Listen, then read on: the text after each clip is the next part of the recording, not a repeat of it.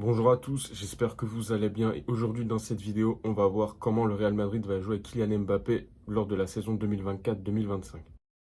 La première chose à savoir, c'est qu'il y aura beaucoup plus de matchs. On aura la nouvelle Coupe du Monde des clubs, on aura l'ancien format de la Coupe du Monde des clubs, je ne sais plus comment il s'appelle.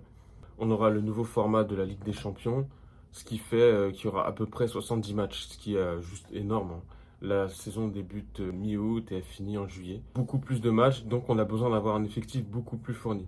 Donc maintenant, 4-3-3 ou 4-4-2.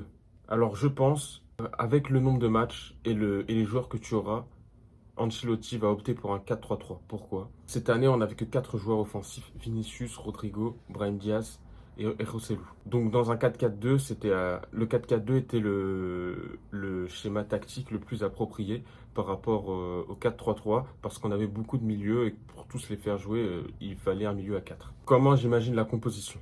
Donc dans les buts, on a Courtois, on a Rudiger, Militao, Mendy, Carvajal. Au milieu, j'envisage Bellingham à la place de Kroos, donc dans un milieu relayeur en 8. J'envisage un Tchouaméni ou un Camavinga en 6. Et j'envisage un Valverde de l'autre côté.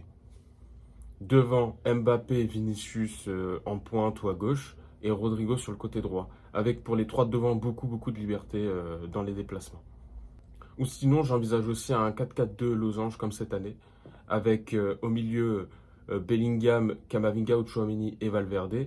Et on met Rodrigo au poste de numéro 10. Je ne sais pas ce que vous pensez de ça, mais je pense que Rodrigo, il peut jouer à ce poste-là parce qu'on sait qu'il n'est pas très à l'aise à droite et il sera sûrement meilleur à un poste axial.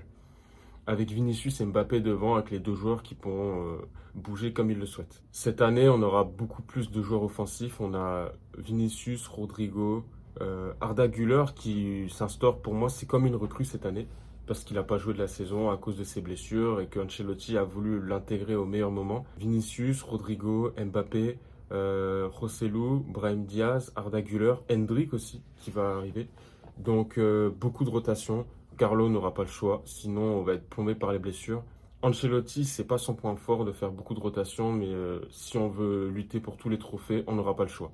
Donc il faudra lutter, il faudra faire des rotations, tout le monde devra être impliqué. Sans ça, on ne pourra pas performer lors de cette saison. Voilà, je ne sais pas ce que vous en pensez de ça. Dites-moi votre avis en commentaire et à une prochaine vidéo.